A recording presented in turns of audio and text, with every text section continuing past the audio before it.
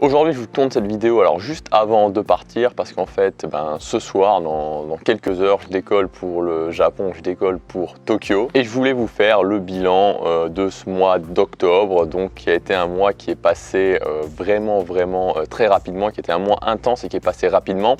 C'est assez marrant parce que quand on se fixe des objectifs à l'année et quand on arrive justement vers cette fin d'année, là on arrive vers fin octobre, novembre, décembre, on a l'impression que le temps se réduit et que le temps passe de plus en plus vite. Alors d'abord au niveau de la chaîne, les vues ont refait vraiment un bond en avant en octobre, c'est-à-dire que sur les vues globales de la chaîne et le temps que vous passez à regarder, donc que mon audience passe à regarder les vidéos, il y a une augmentation de quasiment 30%, c'est environ 27% pour les vues globales, donc vraiment je suis assez content à ce niveau-là, ça fait vraiment plaisir.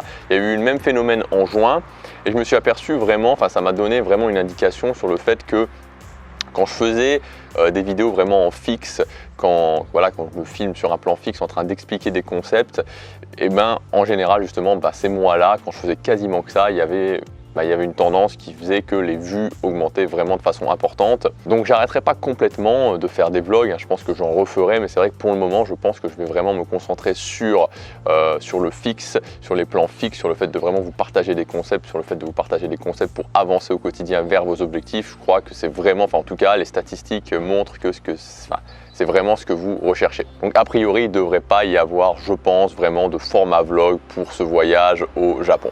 En ce qui concerne les voyages, puisque vous êtes certains à m'envoyer des questions, que ce soit par Snapchat ou sur Facebook en message privé à ce sujet-là.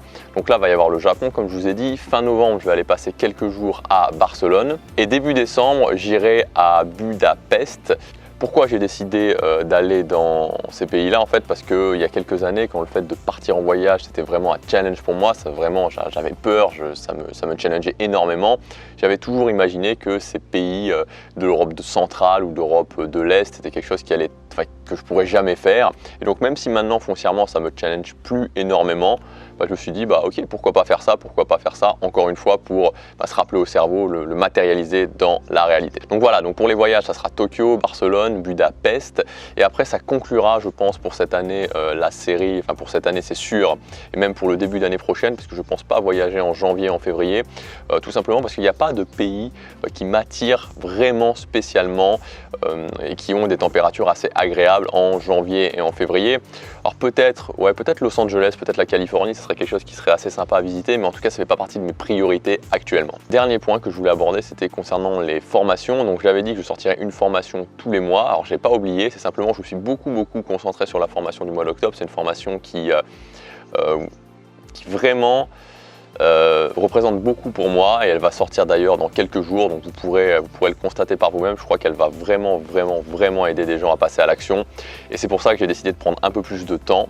Il y a d'ailleurs une petite surprise et c'est pour ça aussi que j'ai pas décidé de la sortir en octobre mais qu'elle va sortir début novembre. Et donc en novembre, tout simplement pour respecter l'objectif que je m'étais fixé, il y aura donc 2 formations. L'aventure continue, la route continue pour moi, la route continue aussi pour vous, que vous ayez une chaîne YouTube, que vous ayez un projet d'entreprise, que vous ayez un projet de développement personnel, d'améliorer votre vie, de réussir un projet, de réussir vos challenges.